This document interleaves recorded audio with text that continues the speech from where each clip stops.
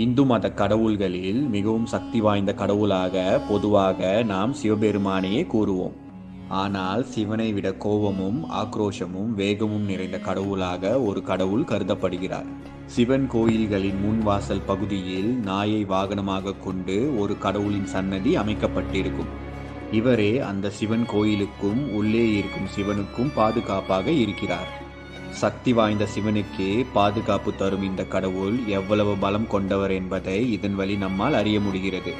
சிவன் போர் தலைவர் என்றால் அவருக்கு பாதுகாப்பாக 64 பேர் இருந்துள்ளனர். இந்த 64 பேரும் சிவனுக்கு கட்டுப்பட்டு சிவனுக்கு இணையாக சக்தியை படைத்தவர்கள்.